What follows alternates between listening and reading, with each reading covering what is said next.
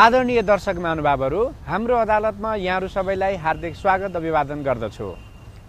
हाम्रो अदालतको आजको यस श्रृङ्खलामा हामी सर्वोच्च अदालतको प्राङ्गणमा आइपुगेका छौँ। हजुर, हामी अब कुराकानीतर्फ लागौँ। न्याय सम्पादनको क्रममा प्रत्यक्षतः संलग्न रहनुपर्ने न्यायालयका कर्मचारीहरू, न्यायका उपभोक्ता सेवाग्राहीहरूप्रतिको जवाफदेहिताका सन्दर्भमा हामी केही कुराकानी गर्दैछौँ र अहिले म सर्वोच्च अदालतमा कार्यरत केही कर्मचारी प्रतिनिधिहरूसँग यही सन्दर्भमा कुराकानी गर्दैछु। शान्तिजी, जस्तो अहिले पछिल्ला दिनहरूमा अदालतमा भौतिक सुविधाहरूको राम्रो व्यवस्था भएको छ र कर्मचारीहरू पनि एउटा राम्रो शिक्षित र प्रशिक्षित जनशक्तिहरू भित्रिएको छ भनिन्छ। तैपनि अदालतका सेवाग्राहीहरू कर्मचारीहरूबाट प्राप्त गर्नुपर्ने सेवाको स्तरमा त्यति सन्तुष्ट छैनन् भन्ने गुनासो देखिन्छ। कर्मचारीबाट प्रवाह गरिने सेवाको स्तरमा गुणस्तरीयता आएको छैन भन्ने गुनासो बढिरहेको सन्दर्भमा यहाँलाई के लाग्छ? हामी के गरिरहेका छौँ? खास गरिकन नेपालको प्रशासनिक क्षेत्रमा हाम्रो सङ्गठन नेपाल ज्यादै कर्मचारी सङ्गठन विगत 20 वर्षदेखि अनवरत रूपमा आफ्ना विषयवस्तु राखिरहेको छ। यो सन्दर्भमा हाम्रो सङ्गठनले सेवाग्राहीहरूका पीर मार्गहरूलाई सम्बोधन गर्नको लागि 8औं राष्ट्रिय महाधिवेशनबाट क्षतिपूर्ति सहितको नागरिक प्रवाह भन्ने विषयवस्तु अगाडि सारेको छ। क्षतिपूर्ति सहितको नागरिक सेवा यो कति सम्भव छ र हामी व्यवहारमा कति लागू गर्न सक्षम छौँ जस्तो लाग्दछ? यो विषयवस्तु भनेको सर प्रत्येक क्षेत्रमा आफ्नो आफ्नो विषयवस्तुहरूलाई लाने सन्दर्भ हो र सबैले आफ्नो प्रतिबद्धता पुरा गर्नुपर्छ। हामी के भन्छौँ भने सरकारले दिएका सेवाहरू नागरिकसम्म पुगेका छन् कि छैनन् र नागरिकले पाउनुपर्ने सेवाहरू पाएका छन् कि छैनन्। यदि नागरिकहरूलाई राज्यले दिने ऐन कानुनद्वारा प्रतिबद्ध गरेका विषयवस्तुहरूलाई नागरिकहरूलाई कर्मचारीले सेवा दिएका छन् भने त्यो विषयवस्तुलाई नागरिकलाई चाहिँ कर्मचारीबाट क्षतिपूर्ति दिनुपर्छ भन्ने विषयवस्तु हो। यसका लागि हामी प्रतिबद्ध छौँ। कुराकानीकै क्रमलाई म अगाडि बढाउँदैछु। पछिल्ला दिनहरूमा निजामती कर्मचारीहरू सङ्गठित हुने क्रम बढेको छ। कानुनले पनि त्यो सङ्गठित हुने अधिकार दिएको छ र यो क्रम न्यायालयमा पनि सुरु भएको छ र यहाँहरू क्रियाशील हुनुहुन्छ। तर पब्लिकको तर्फबाट एउटा के गुनासो छ भन्दा कर्मचारीहरू सङ्गठित भए र सङ्गठित शक्तिले चाहिँ आफ्नो सुविधाको बारेमा बढी ध्यान दियो र पब्लिकका प्रति सेवाग्राहीका प्रति जति सुधार हुनुपर्ने त्यति सुधार भएको छैन भन्ने गुनासो यदाकदा जनमानसमा सुनिन्छ। त्यसलाई यहाँहरूले कसरी सम्बोधन गर्ने प्रयास गर्नुभएको छ? सबभन्दा पहिले त अदालतलाई हेर्ने दृष्टिकोणमै परिवर्तन गर्नुपर्छ। अदालत भनेको न्यायाधीश र कर्मचारीहरूको संयोजन मात्र होइन। अदालत भनेको सेवाग्राही, कानुन व्यवसायी, न्यायाधीश र कर्मचारीहरूको एउटा संयुक्त रूप हो र जनतालाई छिटो छरितो सेवा प्रवाह गर्नको निमित्त हामी सम्पूर्ण पक्षहरूको समान भूमिका र जिम्मेवारी रहेको हुन्छ र हाम्रो सङ्गठन नेपाल राष्ट्रिय कर्मचारी सङ्गठन न्यायपालिका केन्द्रीय सङ्गठन समितिले एउटा नारै बनाएको छ, हाम्रा अदालत राम्रा अदालत, राम्रो अदालत नेपाली जनताको अदालत। पाण्डेजी, राम्रा अदालत, हाम्रा अदालत, हाम्रा अदालत, राम्रा अदालत, त यो हुनका लागि हामीसँग कार्यक्रमहरू के छन् त? हामी के प्रयास गरिरहेका छौँ? यो नारा मात्रै हो कि व्यवहारमा पनि हामी केही गरिरहेका छौँ? हामीले अन्य क्षेत्रहरूका विकृति र विसङ्गतिको निमित्त कुरा उठाउँछौँ भने हामीले न्यायपालिकाको सुधारको निमित्त आफू किन त्यसरी अगाडि बढ्न सक्दैनौँ भन्ने कुराहरू हामी उठाइराखेका छौँ। म सर्वोच्च अदालतमा कार्यरत कर्मचारी प्रतिनिधि साथीहरूसँग कुराकानी गर्ने क्रममै म अर्का साथीसँग कुराकानी गर्न गइरहेको छु। श्री कृष्णजी, हामी जताततै भन्ने गर्छौँ न्यायिक जवाफदेहिताको कुरा, न्यायिक उत्तरदायित्वको कुरा। यो न्यायिक जवाफदेहिता र न्यायिक उत्तरदायित्वलाई यथार्थमा पुरा गर्नका लागि कर्मचारीको सेवाग्राहीप्रतिको व्यवहारमा परिवर्तन आउन जरुरी छ, सुधार आउन जरुरी छ। के लाग्छ यहाँलाई? के भइरहेको छ? हामी न्यायिक जवाफदेहिताका सन्दर्भमा सेवाग्राहीप्रति साँच्चीकै कतिको उत्तरदायी छौँ? नेपाल निजामती कर्मचारी युनियन राष्ट्रिय स्तरको कर्मचारी युनियन हो र कर्मचारीका हक हितका साथै सेवाग्राहीहरूप्रति प्रतिबद्ध रहेको यो संस्था हो। सेवाग्राही कुनै पनि अदालतमा हामी कहाँ प्रवेश गर्ने बित्तिकै सेवाग्राहीका जुन एउटा भावना हो त्यो भावनामा परिवर्तन ल्याउनको लागि हामीहरूले आफ्ना कार्यक्रमहरू सेवाग्राही अदालत अदालत भन्ने मतलब कर्मचारी साथीहरू, सेवाग्राही, कानुन व्यवसायी, न्यायाधीश सबैको बिचमा एउटा चाहिँ नि अन्तर्क्रिया हुनु जरुरी मैले देखेको छु। यो गर्ने त हामीले नै हो, भइरहेको छैन भन्ने कुरा यहाँले नै भर्खरै भन्नुभयो। गर्नुपर्ने त हामीले नै हो, त गरेका छैनौँ किन त? हामीले यो पटक पटक हामीले यो कुराहरू उठाएका थियौँ। रमेशजी, अदालतमा आउने काम विशेषले आउने सेवाग्राहीहरूलाई सन्तुष्ट पारेर पठाउनका लागि, उनीहरूको चित्त बुझ्दो तरिकाले व्यवहार गरेर पठाउनका लागि कर्मचारीको तर्फबाट के गर्नुपर्छ होला जस्तो लाग्छ यहाँलाई? हाम्रो काम भनेको प्रधान न्यायाधीशदेखि तल्लो तह समूहका कर्मचारीहरूले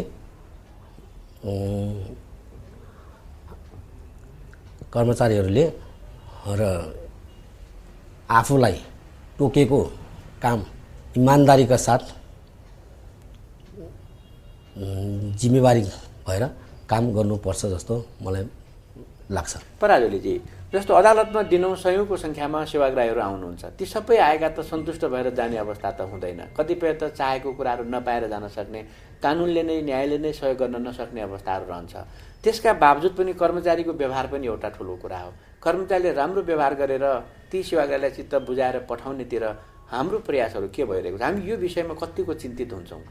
हामीले अब अदालतमा भए गरेका विकृति र विसङ्गतिहरूलाई हामी आफू चनाखो भएर र हामीले आफ्नो इमान्दारीका साथ अब हामी कर्मचारी ठुलादेखि सानासम्म माथिदेखि तलसम्मका सम्पूर्ण कर्मचारीहरूले चाहिँ कुनै द्वेष भावना नराखिकन चाहिँ उहाँहरूलाई सेवा चाहिँ सुलभ तरिकाले सेवाग्राहीलाई सेवा दिन सक्यौँ भने चाहिँ हाम्रो चाहिँ यो उद्देश्य पुरा हुन्छ जस्तो लाग्छ मलाई। विष्णुजी, अदालतमा आउने कुनै पनि सेवाग्राही कुनै न कुनै समस्या परेरै आएको हुन्छ र उसको समस्यालाई कम गरिदिनका लागि हाम्रो व्यवहार पनि महत्त्वपूर्ण हुनसक्छ।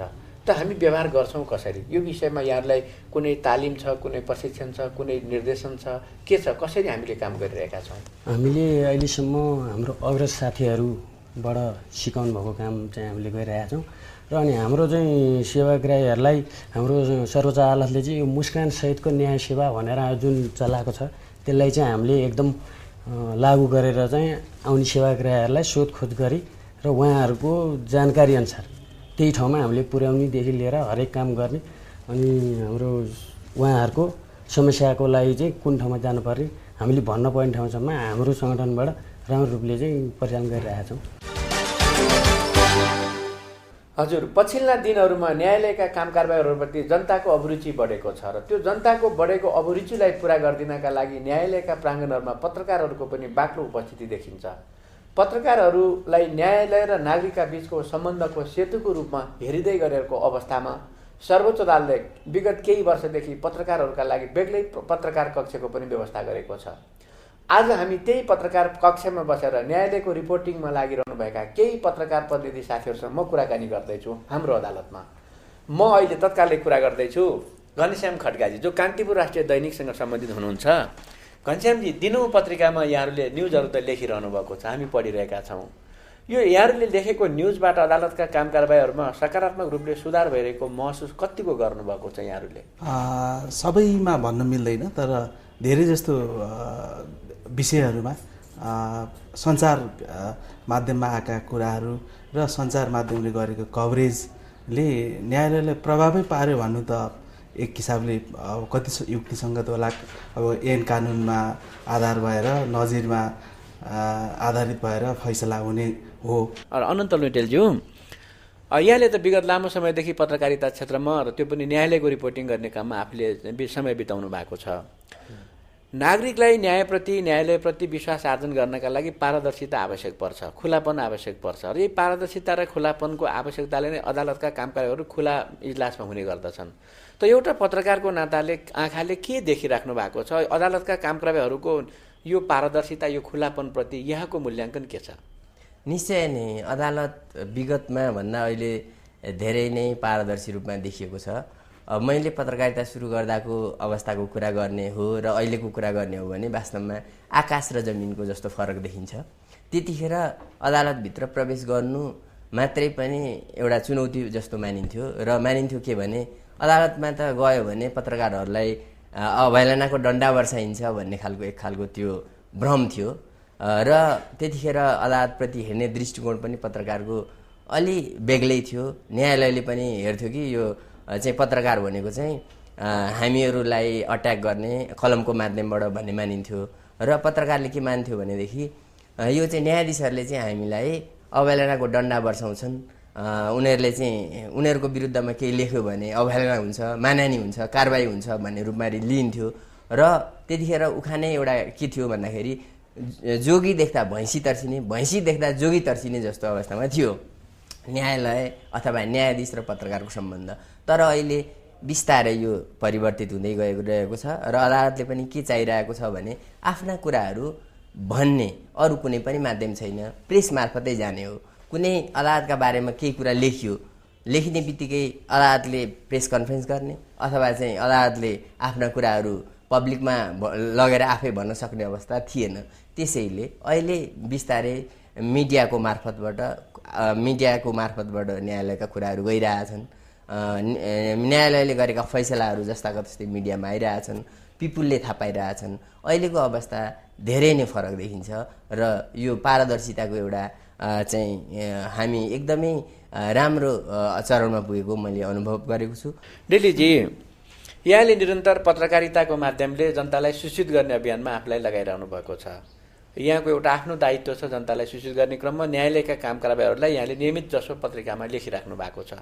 कतै यो लेख्दै गर्दा यहाँहरूले अपनाउनु पर्ने सावधानीका विषयहरू तोकिएका हुन्छन् कि हुँदैन? यहाँले लेख्ने गरेका विषयहरूले न्यायालयका काम कारबाहीहरू, विचाराधीन विषयहरू प्रभावित हुने र त्यसले न्यायमा प्रतिकूल असर पर्ने जस्ता कुराहरू पनि बेला बेलामा आउन सक्छन् भन्ने गुनासोहरू सुनिन्छ। एउटा पत्रकारको नजरमा पत्रिकामा समाचारहरू प्रकाशित गर्दा यो विषयलाई कतिको ख्याल गरिन्छ? धन्यवाद हेमन्त सर। विगत लामो समयदेखिको मेरो अनुभवले के भन्छ भने कतिपय रिपोर्टिङको सिलसिलामा हामी आइरहँदाखेरि कोर्टको आफ्नै एउटा परम्परा, त्यस पछाडि पत्रकारहरूको एउटा आफ्नै आचार संहिता, धेरै हदसम्म त हामी हाम्रै पत्रकारहरूको आचार संहिताद्वारा गाइडेड हुन्छौँ। हजुर, आज हामी हाम्रो अदालतमा न्यायका सरकारवाला पक्षहरूसँग, कानुन व्यवसायीहरूसँग, कानुन पत्रकारहरूसँग र कानुनका क्षेत्रमा क्रियाशील जनशक्तिहरूसँग संवाद गर्ने क्रममा यतिखेर हामी न्यायालयभित्र स्थापित पत्रकार कक्षभित्र रहेका कानुन पत्रकारहरूसँग हामी कुराकानी गर्दैछौँ। धेरै लामो समयदेखि यहाँले नागरिक र न्यायालयका बीचको सूचनाको संवाहकको रूपमा काम गरिरहनु भएको छ। सूचनाको माध्यमले, सञ्चारको माध्यमले जनतालाई सूचित गर्ने अभियानमा यहाँले आफूलाई स्थापित गर्नुभएको छ। के लाग्छ पछिल्ला दिनहरूमा न्यायालयले सूचना उपलब्ध गराउने कुरामा यहाँहरूको पहुँचको अवस्था के छ? विगतको अपेक्षा अहिले न्यायालय निकै पारदर्शी छ। सूचनाको हक सम्बन्धी कुरामा पनि अहिले निकै नै अगाडि आएको छ। अन्य निकायभन्दा पनि, मलाई मेरो व्यक्तिगत अनुभवमा भन्नुहुन्छ भने अन्य निकायभन्दा पनि न्यायपालिका सूचनाको सम्प्रेषणको सवालमा निकै नै अगाडि मैले चाहिँ बढेको महसुस गरेको छु। न्यायालय सम्बन्धित समाचारहरू नागरिकसम्म पुर्याउन जुन हामी चाहिँ सञ्चारकर्मीहरूको चाहिँ एउटा भूमिका छ, त्यो भूमिकामा अदालतले निकै नै सहयोग पुर्याइरहेको छ र हरेक सूचनाहरू हामीले सजिलैसँग प्राप्त गरिरहेछौँ। निश्चय नै न्यायपालिका र प्रेस जगत दुवै भनेको नागरिक अधिकार रक्षाका लागि क्रियाशील संस्था हुन्। यी दुवै संस्थाले नागरिक रक्षाका लागि, नागरिकको अधिकार र हक हितको पक्षमा वकालत गर्ने संस्था हुन्। कानुन, संवैधानिक सर्वोच्चता, विधिको शासन र मानव अधिकारको रक्षाको लागि यी दुईटै संस्था एकअर्कामा चाहिँ परिपूरक हुन् र दुवै संस्था चाहिँ नागरिक अधिकारको रक्षाका लागि अगाडि छन्। र यस नागरिक अधिकार रक्षाको सवालमा न्यायालयले निश्चय पनि धेरै नै चाहिँ सूचना सम्प्रेषणमा हामीले चाहिँ सहजता महसुस गरेका छौँ र हामीलाई चाहिँ अन्य निकायभन्दा पनि एकदम निकै चाहिँ सहज अनुभव हामीले चाहिँ गरेका छौँ। विनिताजी, एउटा पत्रकारको नजरमा न्यायालय कस्तो हुनुपर्छ र कस्तो भइदिए हुन्थ्यो जस्तो लाग्दछ यहाँलाई?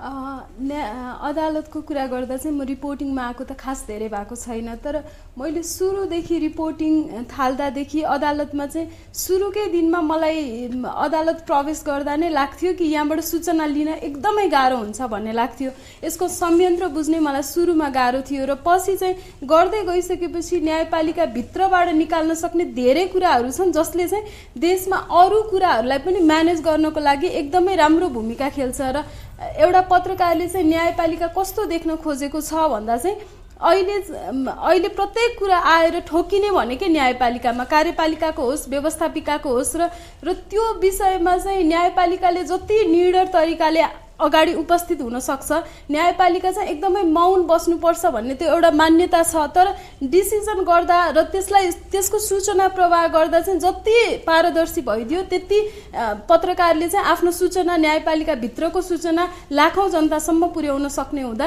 त्यो दुवैको रिलेसन चाहिँ नङ र मासुको जस्तो र एकले अर्कालाई सहयोगी भूमिका खेल्नुपर्छ जस्तो लाग्छ। विकासजी, पछिल्ला दिनहरूमा अदालतमा भौतिक सुविधाहरूको विकास राम्रो भएको छ, कर्मचारीहरू पनि प्रशिक्षित छन् र पूर्वाधारहरूको विकास पनि राम्रै भएको छ भन्ने देखिन्छ। त्यो एउटा पत्रकारको आँखाले अदालतमा भएका यी पछिल्ला भौतिक विकासको लाभ सेवाग्राहीले कतिको पाइरहेको छ जस्तो लाग्दछ यहाँलाई? हजुर, अहिले अदालतले एकदमै भौतिक पूर्वाधारहरू एकदमै विकास गरिरहेको छ। पहिलाको तुलनामा अहिले एकदमै फड्को मारेको छ। जस्तै सूचना प्रविधिहरू लगायतका अरू सामग्रीहरू पनि एकदमै उन्नत तरिकाले अथवा प्रविधि एकदम भित्राइरहेको छ अदालतले। र यो चाहिँ अलिकति सेवाग्राहीले चाहिँ बिस्तारै यसको लाभ लिइरहेको हामीले महसुस गरेका छौँ।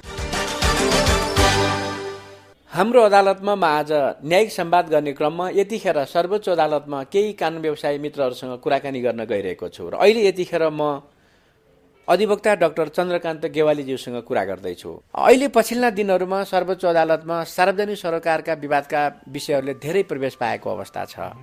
सार्वजनिक सरोकारका विवादका विषयहरूको निपटारा गर्दा सर्वोच्चको अधिकांश समय व्यक्तिका मुद्दाहरूमा त्यति पर्याप्त मात्रामा पुग्दैन भन्ने व्यक्तिका गुनासाहरू पनि हाम्रो जानकारीमा छ। के लाग्छ, एउटा सार्वजनिक सरोकारका विवादका विषयहरूलाई अदालतमा ल्याइरहने एउटा क्रियाशील कानुन व्यवसायीको नाताले व्यक्तिका मुद्दाले कम प्राथमिकता पाउने गरी सार्वजनिक सरोकारका विवादका विषयमा अदालतको समय खर्चिँदाखेरि न्यायमा विलम्बता छ भन्ने व्यक्तिका गुनासालाई हामी कसरी सम्बोधन गर्न सक्छौँ? के लाग्छ यहाँलाई? वास्तवमा सार्वजनिक सरोकारका विषयहरू अदालतमा प्रवेश गर्न हुन्न भन्ने मान्यता होइन, त्यो प्रवेश गर्नुपर्छ। तर त्यसलाई चाहिँ व्यवस्थापनको खाँचो हो। अब व्यवस्थापन कसरी गर्ने भनेर हेर्ने हो भने पहिलो त सार्वजनिक सरोकारका विषयहरूमा सम्पूर्ण विषयलाई अग्राधिकार दिनुपर्छ भन्ने पनि छैन। यदि चाहिँ संवैधानिक र कानुनी प्रश्न उठेको छ, त्यसको अर्जेन्सी छ भने त्यस्ता सार्वजनिक सरोकारका विषयलाई अग्राधिकार दिनुपर्छ। यदि साँच्चै अग्राधिकारकै मुद्दाले अरू चाहिँ जनताका मुद्दालाई त्यसका जुन चाहिँ न्याय निरूपण गर्न ढिलाइ हुन्छ भने त्यो अवस्थामा एउटा अदालतबाट एउटा व्यवस्थापनको खाँचो छ। सार्वजनिक सरोकारका मुद्दा आउँछन् भने संवैधानिक वा सार्वजनिक सरोकार बेन्चको एउटा गठन गर्न सकिने एउटा हुनसक्छ। त्यसपछि वाणिज्य बेन्च पनि हुनसक्छ, त्यसपछि पारिवारिक अदालत बेन्च हुनसक्छ, देवानी बेन्च हुनसक्छ, फौजदारी बेन्च हुनसक्छ। त्यो बेन्चहरू भयो भने कम्ती भने 5-7-5वटा जति बेन्चहरू प्यानलहरू गठन गरियो भने त्यसले आफ्ना सरोकारका विषयहरूमा विषयगता हासिल भएका विषयहरूमा त्यो चाहिँ मुद्दा निपटारा गर्न सकिन्छ। एउटा त्योबाट व्यवस्थापन गर्न सकिन्छ। र प्रत्येक मुद्दा चाहिँ प्रत्येक दिन चाहिँ राख्ने होइन। एउटा चाहिँ के छ भन्दाखेरि जस्तो बिहिबार चाहिँ सार्वजनिक सरोकारका विषयहरूको मुद्दा राखियो भने मङ्गलबार फौजदारी मुद्दा राख्न सकेला, शुक्रबार दोहोऱ्याइ पाउने राख्न सकेला, अथवा आइतबार सोमबार गरेर देवानी र वाणिज्यका राख्न सकेला। फरक बेन्चहरू फरक दिनमा राखियो भने त्यसबाट म्यानेजमेन्ट हुनसक्छ भन्ने चाहिँ मलाई पहिलो चाहिँ त्यो भनाइ छ। सार्वजनिक सरोकारका विषयहरू आफैमा जटिल हुन सक्छन्। त्यसमा संवैधानिक प्रश्न के उठेको छ, कानुनी के प्रश्न के उठेको छ, सेटल भएको इस्यु हो कि होइन भनेर एउटा चाहिँ त्यसमा अलिकति विशेषज्ञता हासिल भएका कर्मचारीहरूको समूह पनि त्यसमा बेन्चमा राखिदिने हो भने उहाँहरूले पहिलो दिनमै त्यसको अध्ययन गर्नुहुन्छ। मिसिल अध्ययन गरेर त्यसमा उठेका संवैधानिक र कानुनी प्रश्न के छन्, सेटल भएको विषय के हो भनेर त्यहाँ नोट बनाइदिनुहुन्छ र श्रीमानहरूलाई दिनुहुन्छ भने त्यो अवस्थामा श्रीमानहरूले अर्थात् न्यायाधीशहरूबाट के हुन्छ भन्दाखेरि लयरहरूलाई यो इस्यु चाहिँ सेटल भएको छैन, यो इस्युमा तपाईँको बहस गराइ के हो, तपाईँको यसमा चाहिँ प्रकाश पार्नुहोस् भन्ने भने त्यो विदिन हाफ एन आवरमा चाहिँ त्यो सार्वजनिक सरकारको मुद्दाहरू सकिन सक्छ भन्ने मलाई लाग्छ। कहिलेकाहीँ गेवालीजी भन्ने पनि के सुनिन्छ भन्दा सार्वजनिक सरकारका विवादहरूको नाममा कहिलेकाहीँ व्यक्तिको आफ्नो लोकप्रियता हासिल गर्ने चाहनाले पनि काम गरेको हुन्छ भन्ने यदाकदा गुनासोहरू सुनिन्छ। सबै मुद्दाहरू सबै विषयहरू सार्वजनिक सरकारका विवादका विषयहरू नभइकन पनि अदालतमा ल्याउने प्रचलन पछिल्ला दिनहरूमा बढेको छ भन्ने गुनासो सुनिन्छ नि, के लाग्छ यसलाई यहाँमा? त्यसलाई त एउटा रिट शाखा छुट्टै छ। यो बौद्धिक विलासिताको एक्सर्साइज गर्ने त त्यसलाई कम गर्नै पर्छ। बौद्धिक विलासिताको लागि यदि आउँछन् भने त्यसलाई नियन्त्रण गर्ने अधिकार त रिट शाखा छ। रिट शाखामा पनि संवैधानिक प्रश्न छ छैन, कानुनी प्रश्न छ छैन भनेर त्यसलाई चाहिँ हेरियो भने त्यसैबाट पनि त्यसलाई नियन्त्रण गर्न सकिन्छ भन्ने मलाई लाग्छ। कुराकानीकै क्रममा म अहिले अधिवक्ता श्री सुरेश कुमार पौडेलजीसँग कुरा गर्दैछु। कानुन व्यवसायमा रहँदा अहिले नेपालको न्यायालयले पछिल्ला दिनहरूमा न्यायिक सुशासन प्रवर्धन गर्न र न्यायिक जवाफदेहिता बढाउनका साथै मानव अधिकारको संरक्षण गर्ने सन्दर्भमा न्यायालयको भूमिकालाई यहाँले कसरी निहालिरहनु भएको छ? धन्यवाद प्रश्नको लागि राहुलजी। अहिले वास्तवमा यो अहिले सङ्क्रमणकालको अवस्थामा न्यायपालिकाले जुन खालको भूमिका निर्वाह गर्नुपर्ने हो त्यो चाहिँ अत्यन्त सशक्त साथ निर्वाह गरेको छ जस्तो मैले महसुस गरेको छु। र र विशेष गरेर यो उपत्यकाभन्दा बाहिरतिर गएर हेर्दाखेरि यो अदालतको गरिमा अथवा अदालतले गरेका फैसलाका कुराहरू, अदालतले जनउत्तरदायी प्रति गरेका फैसलाहरू, यी यावत कुराहरूलाई हेर्दाखेरि के देखिन्छ भने सर्वोच्च अदालतले अहिले वास्तवमा अत्यन्त साहसका साथ र अत्यन्त जनतालाई चित्त बुझ्दो खालको फैसलाहरू चाहिँ गरेका यदाकदा अहिले भेटिएको छ। हुन त विगतमा योभन्दा अगाडिका केही समयहरूमा सर्वोच्च अदालत कहीँ बिग्रिन थालेको हो कि अथवा सर्वोच्च अदालतले को उदासीनता हुन थालेको हो कि जस्तो कुराहरू पनि आइरहेको थियो।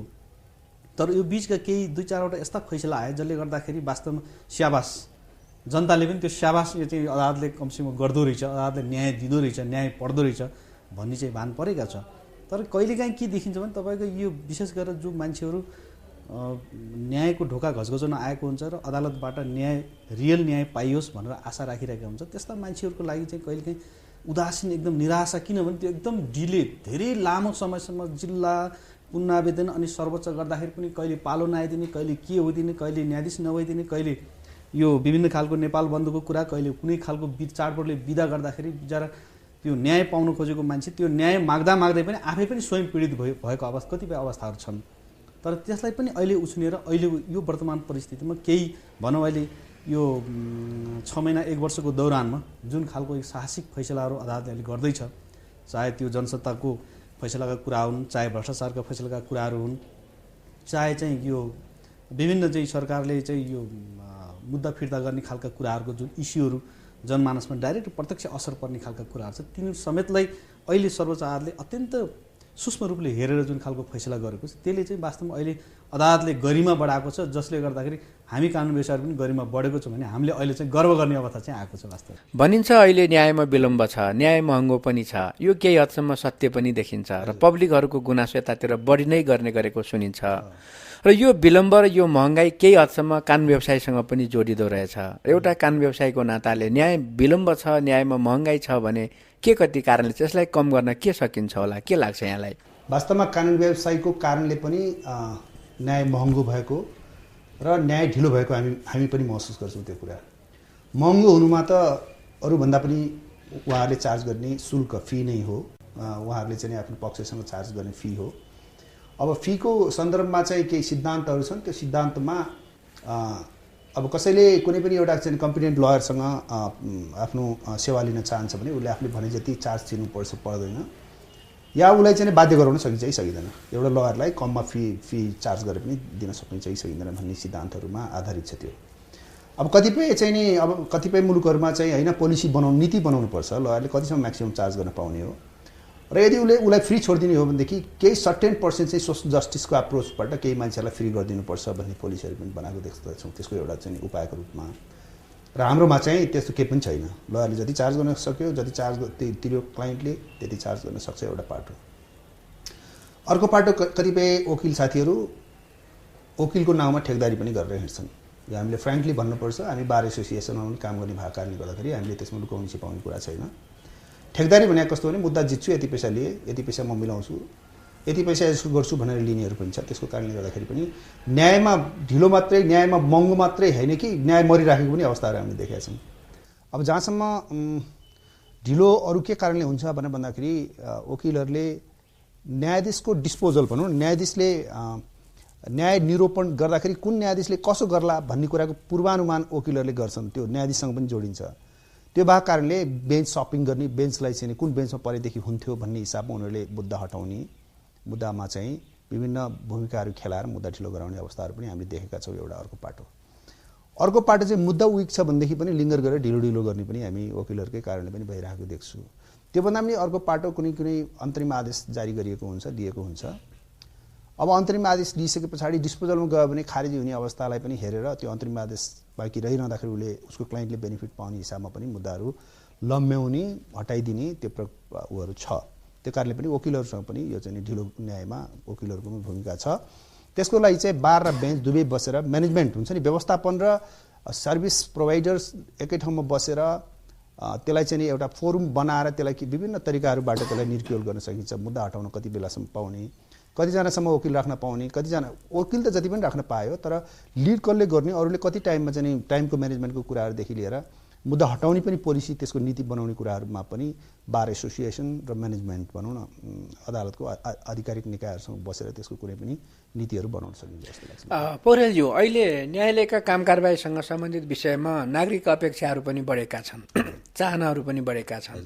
न्यायिक सक्रियता अझ बढोस् भन्ने अपेक्षा बढिरहेको सन्दर्भमा न्यायालयको अहिलेको कामको गति र स्तरीयतासँग यहाँले कसरी मूल्याङ्कन गरिरहनु भएको छ?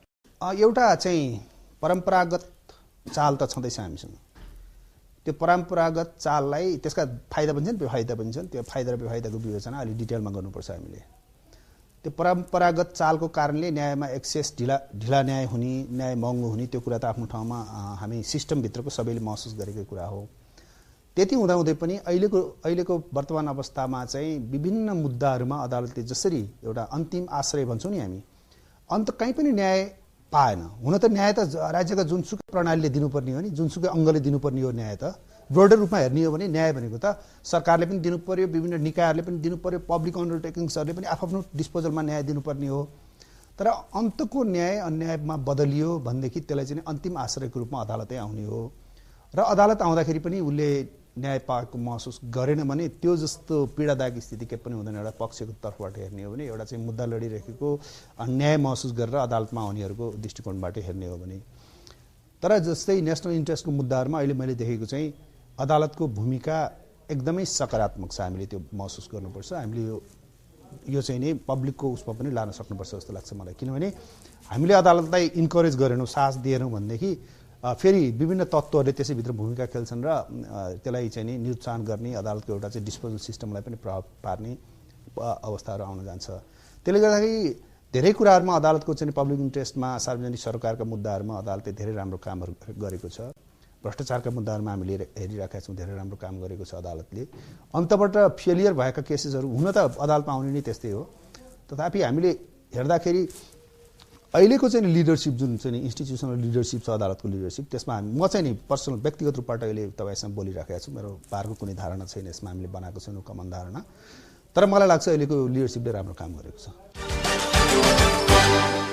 हजुर, हामी चाहन्छौँ एउटा अन्यायमा परेको नागरिक न्याय प्राप्तिको चाहना बोकी अदालत आउँदा उसले न्याय छिटो, छरितो र सजिलो तरिकाले पाओस्। अदालतमा आउँदा काम विशेषले आएका सेवाग्राहीप्रति अदालतका कर्मचारीहरूबाट मर्यादित व्यवहार पाओस् र उसले आफ्नो गुमेको अधिकारलाई निर्बाध रूपमा प्रयोग गर्ने, अभ्यास गर्ने अवसरको सुनिश्चितता पाओस्। यही उद्देश्यका साथ न्यायालयले थालेका सुधारका प्रयासहरू सार्थक अभियानतिर जाउन् र त्यसका लागि सेवाग्राहीहरू, कानुन विज्ञहरू र न्यायका सरकार पक्षहरूका बीचमा देखिएका समस्याहरू, समाधानका उपायहरूमा छलफल गर्ने क्रममा हाम्रो अदालतले आज अदालत प्राङ्गणमा गरेका कुराकानीबाट अदालतको विकास र सुधारका लागि नीति निर्माण गर्ने क्रममा महत्त्वपूर्ण सहयोग पुग्नेछ भन्ने हाम्रो विश्वास रहेको छ। यही विश्वासका साथ आजको कार्यक्रमबाट हामी बिदा चाहन्छौँ। अर्को कार्यक्रममा नयाँ विषयवस्तुका साथ फेरि उपस्थित हुनेछौँ। त्यतिन्जेलसम्मलाई हाम्रो अदालतको कार्यक्रम समूहलाई बिदा दिनुहोस्। नमस्ते।